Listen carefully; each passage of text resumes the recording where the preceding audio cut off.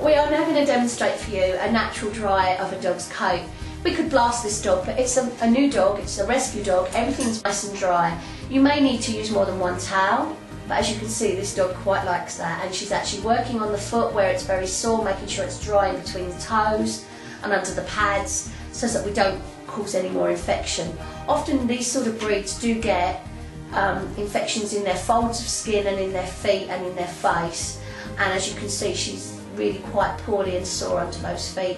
So with the treatment we've put on, from being bright pink like the colour Sarah's wearing, it's now just a normal pink, and it's taken some of the swelling down. This is a specialist treatment, and obviously this does not take preference over going to see a vet. She is under a veterinary specialist as well, and she is receiving medical treatment for her problems with her feet and her head. And she even turns around for you as you're drying, which I think is absolutely wonderful. You're a good girl.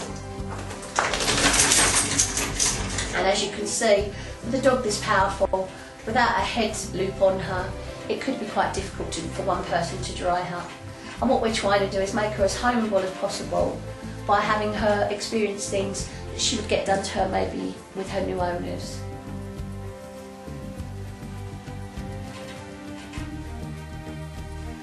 If you towel dry a dog, it is important to remember certain rules, and the same with any dog that's bathed. If it's in the winter, you don't want to leave them out in the garden for any length of time after they've just been bathed, because we don't want them to catch a chill. Smaller dogs lose heat out of their body much quicker than larger ones, so again, smaller breeds may want a coat. If you've had all their fur clipped off and it's winter, you may need a coat for them as well. And with this sort of breed, it's really important that we get all of the nooks and crannies dry, which she's helping immensely with. I think she's about to try and do a roll on the towel, but she's doing really brilliantly. And we think that we may be able to rehome her, which will be great.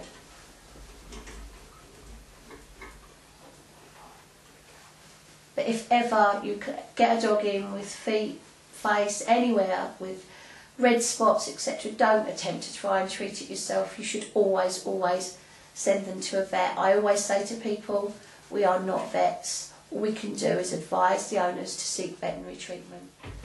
Once the dog is dry, we would then rub over with a terrier pad or something very short, just to make sure there's no further hair to come out of the skin. And as you can see, it gives quite a nice massage. We're using something called a Zoom groom, which we find invaluable for short-haired breeds. It's a nice stimulation to the skin, and hopefully will stimulate all of the areas where she's got little bald spots and patches. And you can see there's still some hair coming out because we didn't blast the dog, because we didn't want to traumatise her. Once that's done, we would then smooth off with a towel or our hand in Sarah's case,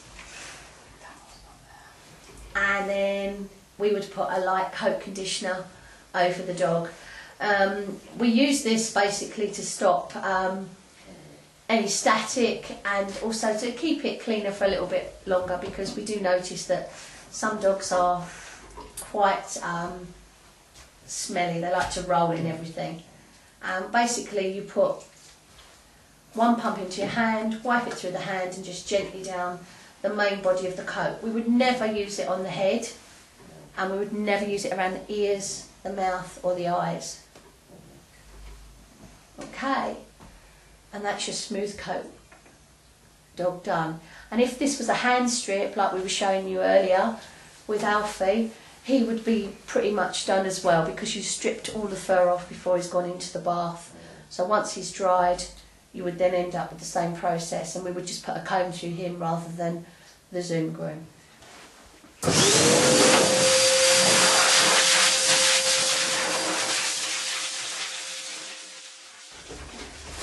We blast dogs to remove excess water and also loose fur, and the reason for blasting is it speeds up the drying process, which means that the dog is actually in the salon for a lot less time, and it allows us to get a straighter finish to the fur, to allow us to fluff dry, to do scissor finishing. Blasting is a very easy technique if done properly, but in the wrong hands it can be dangerous.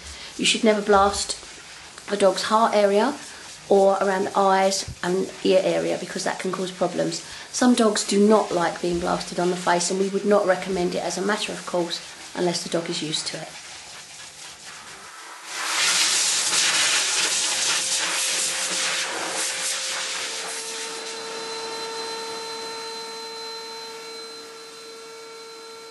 Sarah used short, sharp, swift movements with the brush without tearing the skin. It's important when you're fluff drying not to actually go in one area for too long, because this can cause brush burn, which is extremely unpleasant for the dog. And it also means that by moving the air around the fur as quickly as she did, the fur dries quicker, straighter, and in a preferred position for being able to actually scissor the dogs.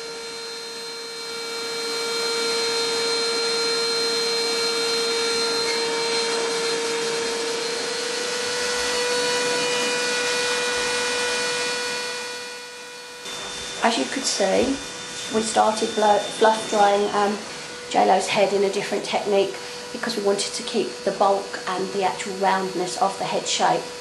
And obviously, whilst you're drying the head, you have to be mindful of the eye area, the lips, the nose and the ears. And it's very, very easy to scratch an eye if you're not careful with brush. And the head is blown in such a way that it increases the puffball size and keeps it nice and round, which is in keeping with the breed standard of a Bichon Frise head, although we keep it smaller for her owners to manage. And at the end result, you could see a beautiful, fluffy Bichon Frise.